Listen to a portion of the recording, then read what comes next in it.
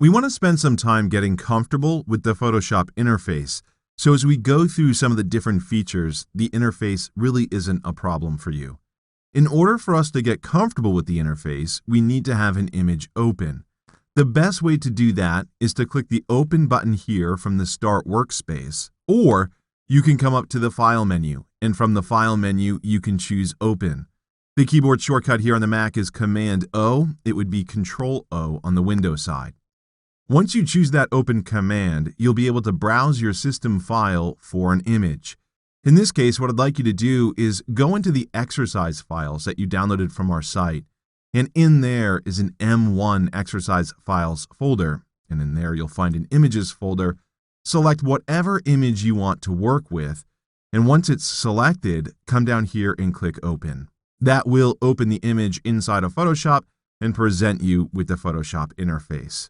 The first thing that's probably most important within the interface is the options bar located up here towards the top.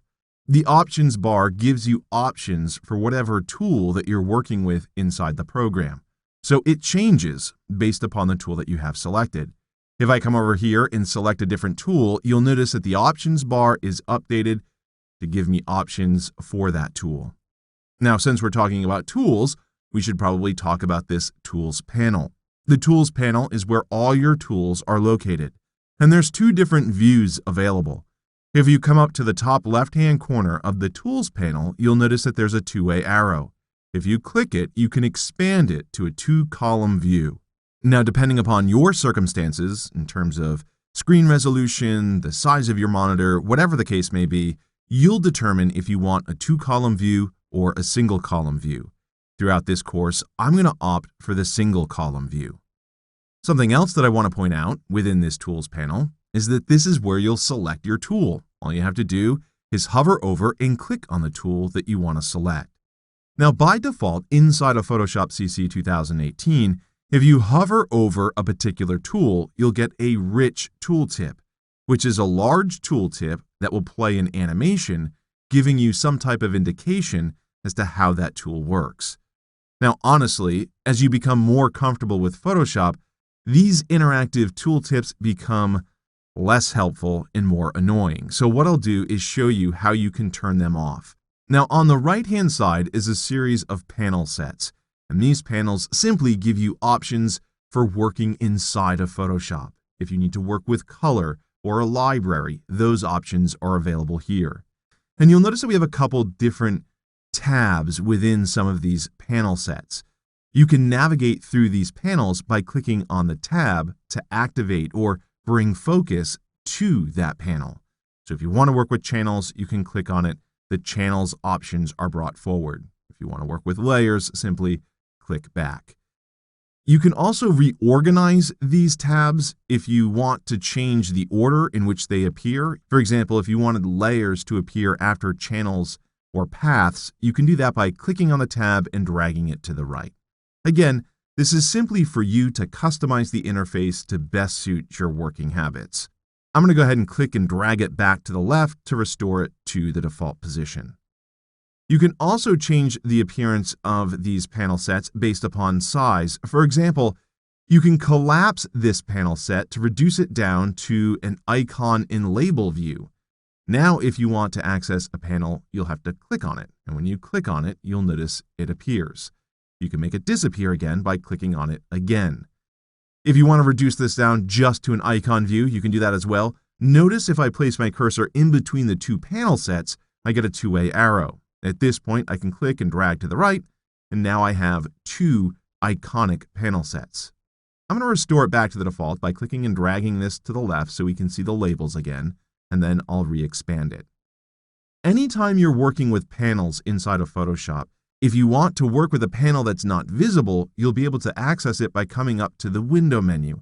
And under the Window menu, you can choose whatever panel you want.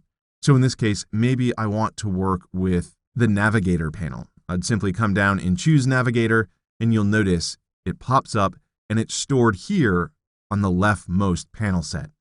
Again, to get rid of it, I'd have to click it to collapse it. You can change this behavior to collapse automatically by setting a preference. Here on the Mac, you'll come up to the Photoshop menu, and from the Photoshop menu, you'll choose Preferences, and in this case, we'll choose Workspace. Now, if you're working on the Windows side, you'll go to the Edit menu, and down towards the bottom of the Edit menu, you'll see this same Preferences command, and then from that submenu, you can choose this same Workspace command. This will open up the Preferences dialog box with the Workspace category automatically selected. And in this case, you're going to want to choose Auto Collapse Iconic Panels. It's not selected by default, so you'll have to click it to check it, and once you check it, you can then come over and click OK. Once you click OK, if you expand one of these panels, if you do something else inside of Photoshop, like select a different tool, you'll notice it automatically collapses. Something that I want to point out one more time is if you're looking for a panel that's not visible, all the panels are available under the Window menu. So in some case, if I'm in a video working with a panel and you don't see it on your screen, know that you can come over to the Window menu and choose that panel to make it visible. You can also use the Tab key on your keyboard. If you press the Tab key on your keyboard, you'll hide all the panels, bringing you into somewhat of a full screen view, allowing you to focus just on the image without the distraction of the interface.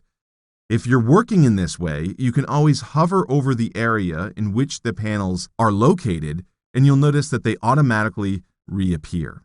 And again, they collapse back down once you mouse away from them. And the same is true for the Tools panel over here on the left-hand side. If you press the Tab key on your keyboard again, they'll reappear. The last thing that I want to do is I want to show you how you can turn off these rich tooltips. Again, these tooltips are really useful for you as a new user, but as you work more and more with Photoshop, you'll probably find them to be somewhat distracting. So we're going to turn them off because anytime we use a tool in this course, I'm going to show you exactly how to use it. So we're going to come back to the Photoshop menu here on the Mac, and we're going to choose Preferences again. And then we're going to come over and choose Tools. Now again, if you're on the Windows side, you'll go to the Edit menu, and from there you'll choose Preferences, and then you can select Tools as well. This will bring you into the Preferences dialog box, and you simply want to deselect Use Rich Tooltips. You want Show Tooltips to still be there, which will display a smaller tooltip, giving you the name and keyboard shortcut of the tool. So if we come over and click OK, once you click OK, if you hover over a tool, you'll notice you're only seeing that smaller tooltip.